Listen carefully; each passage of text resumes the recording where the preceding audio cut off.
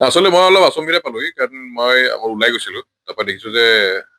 আমাৰ কেফে যিটো বাহিৰৰ এনেক্স এৰিয়াটোত তাতে তিনিজন মানুহ বহি আছে এগৰাকী মহিলা দুজন মতা মানুহ আৰু তাৰ ভিতৰত এজন দেখিলো মোৰ চিনাকি চিনাকি লাগিলে তেতিয়া মই গৈ পেলাই সুধিলো যে কাষৰ পৰা দেখিলো যে মই অৰ্জুন তেণ্ডুলকাৰ তাৰপৰা অলপ ফোনটো চাইছো মই ফোন চাই পেলাই মই চাইছো যে এইটো অৰ্জুন তেণ্ডুলকাৰ হয় নে নহয় তাৰপৰা মই সুধিলো যে আৰ ইউ অৰ্জুন তেতিয়া কৈছে য়েছ আই এম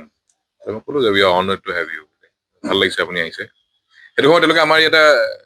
টি বুটি এখন আমি আৰম্ভ কৰিছো ইয়াতে কেফেৰ লগতে বিভিন্ন চাহ পায় তাতে সেই গ্ৰীণ টি উইথ মেজিক বলছ আৰু কাষৰ এগৰাকী মিন টি খাই আছে চাহ কেনেকুৱা পালে সেইবোৰ সুধিলো তাৰপৰা কথা পাতিলো অলপমান আলি পালে যাতে তেওঁ আধা ঘণ্টামান থাকিলে থাকি পেলাই তেওঁলোকে নিজৰ ভিতৰত এটা মিটিং আছে সেইটো সময়ত তেওঁলোকৰ প্ৰাইভেচি লাগে সেইকাৰণে একো দিগদাৰি দিয়া নাই কিন্তু ওলোৱাৰ সময়তে তেওঁক অনুৰোধ কৰিলো যে চিন হিচাপে থাকি যাওক সেইকাৰণে আমি জুবিন গাৰ্গৰ এটা বিশেষ সংখ্যা উলিয়াইছো আমাৰ ফালৰ পৰা বিদ্যুৎ চাবৰ ফালৰ পৰা এইখন তেওঁক উপহাৰ দিলো ক'লো যে শচীন তেণ্ডুলকাৰ যাতে বহা কোঠা পায়গে তেওঁ হাঁহি পেলাই গৈছে পাবগে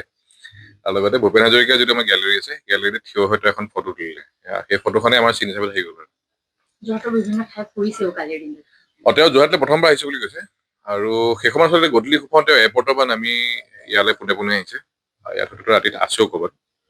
কিন্তু ইয়ালৈ আহি পেলাই চালেহি বিভিন্ন বস্তু পুৰণি বস্তু মই সংৰক্ষণ কৰি থোৱা আছে আৰু লগতে চাহৰ হেৰিও ল'লে আমেজ ল'লে আৰু গধূলি সময়তো ইয়াত নিৰলতে কটাইছে ভালকৈ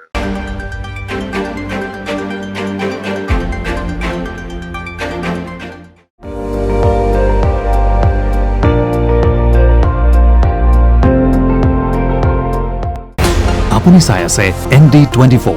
সৰ্বশ্ৰেষ্ঠ নহয় সৰ্বোত্তমৰ দৌৰত